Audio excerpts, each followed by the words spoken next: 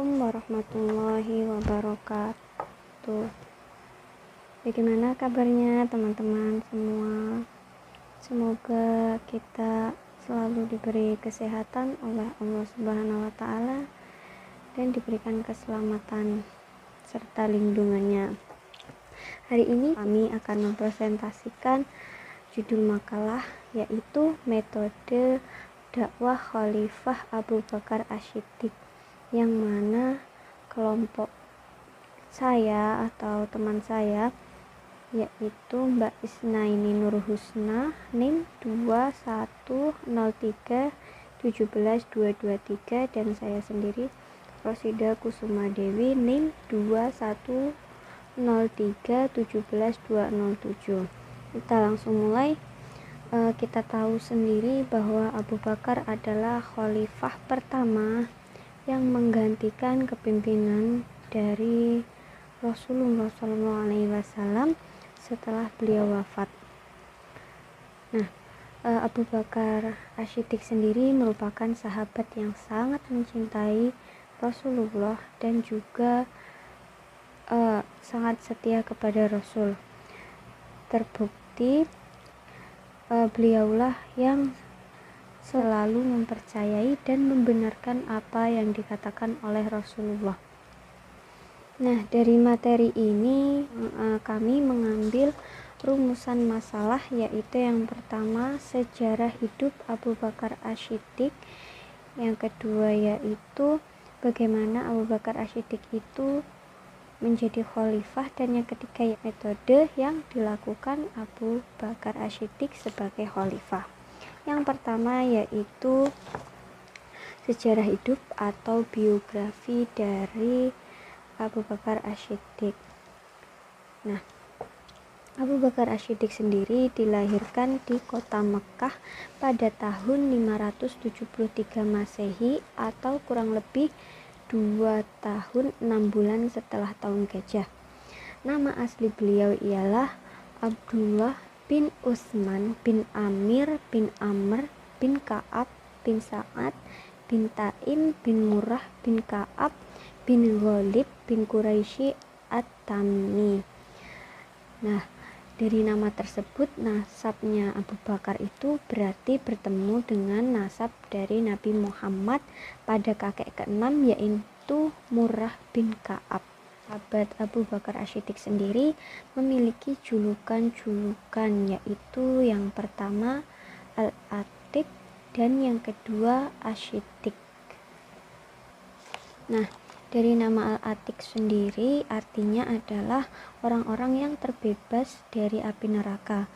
Sedangkan Ash-Shiddiq itu diberikan oleh Rasulullah karena beliau merupakan salah satu sahabat yang selalu membenarkan serta senantiasa berkomitmen pada kebenaran dan kejujuran tanpa pernah melakukan hal-hal yang tidak baik. Abu Bakar Ash-Shiddiq sendiri sebelum masuk Islam itu beliau dikenal sebagai sosok yang jujur, berakhlak yang baik, dan jauh dari kebiasaan kaum jahiliyah seperti bermain wanita dan minum-minuman keras. Beliau berprofesi sebagai pedagang dan hidup mandiri sejak kecil. Kemudian sejarah hidup Abu Bakar Ash-Shiddiq setelah masuk Islam. Nah, sahabat Abu Bakar Ash-Shiddiq sendiri merupakan sosok yang berpengetahuan dan berwawasan luas, sehingga beliau sendiri sangat mudah untuk menerima agama Islam. Setelah masuk Islam itu beliau mulai berdakwah dengan cara mensiarkan agama Islam kepada para pedagang. Nah, untuk melakukan kegiatan dakwahnya tersebut, sahabat Abu Bakar Ash-Shiddiq itu membagi dalam 2 kelompok. Yang pertama yaitu kelompok Quraisy yang memiliki fitrah bersih, pikiran yang lurus, serta tidak terpengaruh oleh kebobrokan akhlak dan akidah pada zaman jahiliyah. Dan kelompok kedua yaitu kelompok fakir miskin di kalangan hamba sahaya dan orang-orang yang terzolimi dari kalangan non-Quraisy. Selanjutnya yang kedua yaitu ayat dan Al-Quran seputar Abu Bakar As-Siddiq. Salah satunya yaitu Quran surah Al-Lail ayat 17 yang berbunyi A'udzubillahi minasyaitonirrajim. Bismillahirrahmanirrahim. Wasayyu jannabuhal atqa, yang artinya dan kelak akan dijauhkan orang yang paling takwa dari api neraka itu. Dari ayat tersebut dapat kita simpulkan bahwasanya Abu Bakar As-Siddiq sendiri merupakan hamba yang pastinya terbebas dari api neraka, karena kita tahu sendiri bahwasanya Abu Bakar As-Siddiq merupakan hamba sahabat yang setia kepada Rasul dan sangat mencintai Rasul. Kemudian untuk ayat-ayat yang lain bisa teman-teman baca di makalah selanjutnya, yaitu hadis tentang atau seputar Abu Bakar As-Siddiq yang berbunyi An Ibnu Abbas radhiyallahu anhuma anin Nabi sallallahu alaihi wasallam qala walau kuntu muttakhidha min ummatin khalilan la takhastu Aba Bakrin walakin akhi wa sahibi, rawahu Bukhari. Yang artinya dari Abu Abbas radhiyallahu an dari Rasulullah sallallahu alaihi wasallam, dia pernah bersabda, jika seandainya aku diperbolehkan untuk mengambil teman dekat dari umatku, maka sungguh aku akan memilih Abu Bakar, akan tetapi ia adalah saudara dan juga sahabatku. Hadis riwayat Bukhari. Nah, dari hadis tersebut kita dapat menyimpulkan bahwasanya Abu Bakar As-Siddiq sendiri merupakan sahabat yang senantiasa mendampingi Rasulullah dan menemani dakwah dari Rasulullah, sehingga hal tersebut membuktikan betapa setianya Abu Bakar As-Siddiq dan sayangnya Abu Bakar As-Siddiq kepada Rasulullah SAW. Kemudian untuk hadis-hadis yang lainnya bisa teman-teman baca di makalah. Yang selanjutnya yaitu tanda-tanda kuat Abu Bakar As-Siddiq menjadi khalifah. Yang pertama, kepemimpinan Abu Bakar dalam sholat menjadi acuan dalam kepemimpinan Abu Bakar sebagai pengganti Nabi. Jadi di sini Abu Bakar As-Siddiq itu pernah menggantikan Nabi menjadi imam sholat, sehingga para sahabat itu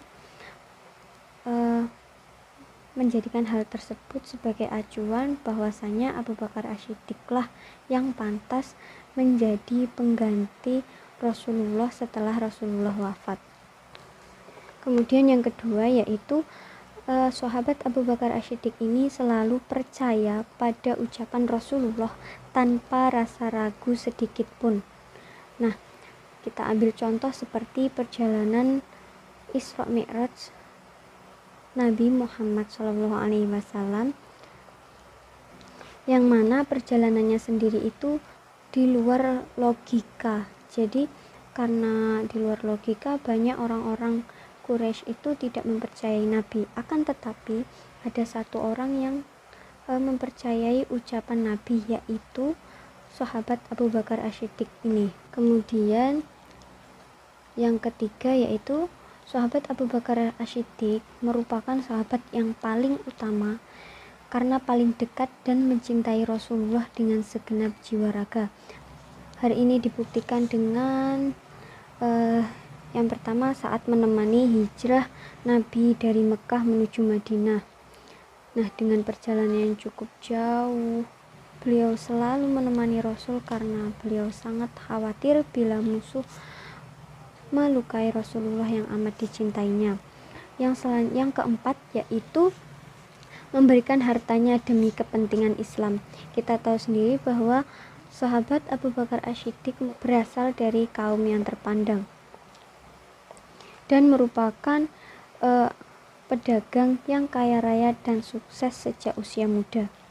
Dengan sifat ramah dan jujur, membawa perdagangan beliau itu sampai ke Yaman. Beliau juga sangat menghormati kaum Quraisy. Nah, ketika Nabi Muhammad SAW mendapat wahyu, beliau juga yang setia dan rela mengorbankan dan menghabiskan hartanya hanya demi melaksanakan wahyu yang diberikan kepada Nabi Muhammad SAW. Yang dilakukan beliau yaitu dengan cara membebaskan budak dengan bayaran yang tidak sedikit. Dari pengorbanan hartanya, pengorbanan jiwanya, membuat kaum muslimin itu bertambah dengan sangat pesat. Sekian dari saya, akan dilanjutkan oleh Mbak Isnaini Nurhusna. Bismillahirrahmanirrahim. Saya Isnaini Nurhusna akan melanjutkan materi yang telah disampaikan oleh Mbak Rosida mengenai metode dakwah yang dilakukan oleh Abu Bakar As-Siddiq. Langsung saja pada bagian B, poin kedua, proses pengangkatan Abu Bakar menjadi khalifah. Rasulullah SAW wafat pada tanggal 12 Rabiul Awal tahun 11 Hijriah. Sebelum jasadnya dimakamkan, sebagian besar umat Islam mengadakan persetujuan untuk segera mencari pengganti Rasulullah demi kemaslahatan umat. Nah, di sini timbullah 3 perkara. Yang pertama yaitu pendapat bahwasanya yang berhak menjadi seorang khalifah ini berasal dari Bani Hashim dan juga kerabat Nabi.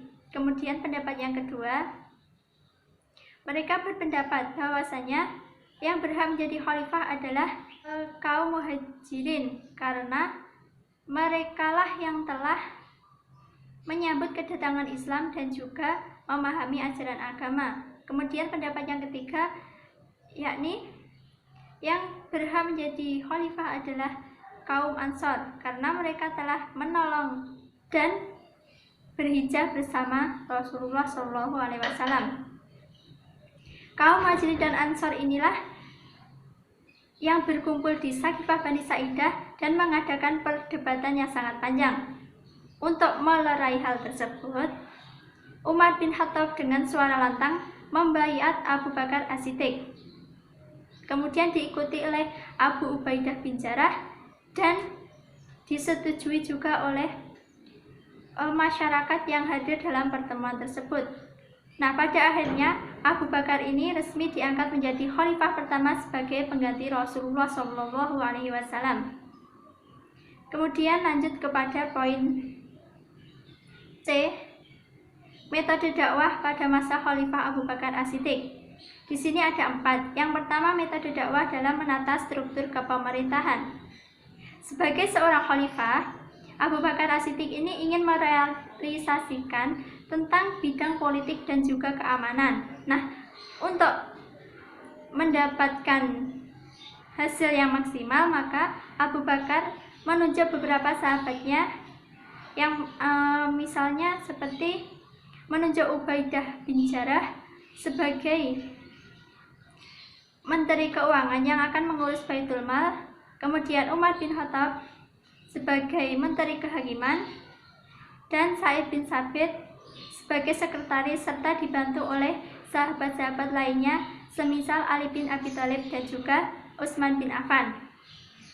Dengan demikian, dapat disimpulkan bahwasanya dalam menata struktur kepemerintahan ini, Abu Bakar As-Siddiq menggunakan metode bilhal, yakni metode yang mengedepankan pada perbuatan nyata. Semisalnya yaitu mendirikan Baitul Mal untuk menolong orang-orang yang membutuhkan dan juga lembaga kehakiman serta Menteri Pertahanan dan Keamanan. Yang kedua yaitu metode dakwah dalam menghadapi pendukung. Ketika Abu Bakar menjadi khalifah, beliau selalu memberikan contoh dan tauladan yang baik kepada para pendukungnya serta kepada semua orang. Beliau selalu menyampaikan perbuatan yang sesuai dengan kode etik dakwah, seperti saling memberikan kasih sayang, tolong-menolong, dan juga dermawan. Sifatnya sopan, santun, lembut, dan juga tawadhu. Dari kepribadiannya yang sopan, lembut, dan juga sabar membuahkan hasil yang banyak. Pengikut dan pendukung semakin hari semakin bertambah. Banyaknya peristiwa dan keadaan-keadaan yang harus dilakukan dengan sabar, teguh, dan keulutan mulai terlihat ketika menghadapi para pendukungnya di awal Islam diturunkan. Dengan demikian, dapat disimpulkan bahwasanya metode dakwah yang dilakukan Abu Bakar ketika menghadapi pendukung adalah dengan metode keteladanan atau uswatun hasanah, seperti halnya selalu bersifat dan bersikap yang lemah lembut, tolong-menolong, serta dermawan. Selanjutnya yaitu metode dakwah dalam menyikapi penentang. Di awal pemerintahannya, Abu Bakar diuji dengan ancaman yang datang dari agama Islam sendiri yang menentang kepemimpinannya. Hal ini menimbulkan orang-orang murtad, orang-orang yang tidak mau membayar zakat, dan nabi palsu. Untuk mengatasi dan memerangi hal-hal tersebut, Abu Bakar membentuk pasukan guna memerangi mereka agar kembali ke dalam jalan yang lurus. Setelah hal itu teratasi, Abu Bakar berpindah ke stabilitas sosial di Jazirah Arab, yang mana dirasa di sana itu terdapat dua kekuatan besar, yakni kerajaan Romawi dan Persia yang mengganggu agama Islam. Dua kerajaan ini dianggap membahayakan Islam karena mereka berusaha melenyapkan dan mengganggu perkembangan Islam dengan cara membunuh sahabat Nabi yang ada di Jazirah dan beragama Islam. Nah, dengan demikian dapat disimpulkan bahwasanya Abu Bakar As-Siddiq dalam menghadapi penentang ini menggunakan metode dakwah bil yad atau dengan tangan. Tangan ini dimaksudkan dengan cara mengatasi situasi kemungkaran. Dalam hal ini Abu Bakar menggunakan dua pola, yakni dakwah dan juga berperang. Yang terakhir yaitu metode dakwah dalam pengumpulan Al-Quran. Pengumpulan ayat-ayat Al-Quran ini sangat diperlukan, mengingat bahwasanya dalam perang Yamamah dengan misi penumpasan Nabi palsu Musailamah Al-Kadzab, banyak sekali para penghafal Al-Quran yang gugur dalam peristiwa tersebut. Dengan demikian, untuk menghindari kekhawatiran yang ada, Umar bin Khattab mengusulkan kepada Abu Bakar untuk mengumpulkan ayat-ayat Al-Quran yang ada di berbagai media seperti pelepah kurma, tulang unta, dan di dada para sahabat Nabi. Pada awalnya Abu Bakar ini merasa keberatan karena hal ini belum dilakukan oleh Rasulullah SAW. Akan tetapi dengan adanya alasan yang sangat rasional dari Umar bin Khattab, akhirnya Abu Bakar pun menyetujuinya. Nah, dengan demikian selanjutnya Abu Bakar menyuruh Zaid bin Sabit untuk menuliskan ayat-ayat tersebut dan dikumpulkan menjadi satu. Dengan demikian, metode dakwah yang dilakukan Abu Bakar dalam pengumpulan ayat Al-Quran adalah metode Pitatwin. Metode Pitatwin sendiri adalah metode dakwah yang dilakukan dengan cara tulisan. Nah, jadi dalam melaksanakan dakwahnya, Abu Bakar ini melakukan metode-metode tertentu, seperti halnya dalam menata struktur kepemerintahan menggunakan metode bilhal, kemudian dalam menyikapi para pendukung menggunakan metode uswatun hasanah atau keteladanan. Yang ketiga, dalam menyikapi para penentang menggunakan metode bil yad atau dengan tangan. Dan yang terakhir, dalam mengumpulkan ayat Al-Quran menggunakan metode Pitatwin. Sekian yang dapat kami sampaikan dalam video presentasi ini. Kurang lebihnya mohon maaf. Semoga bisa bermanfaat. Akhirul kalam. Wassalamualaikum warahmatullahi wabarakatuh.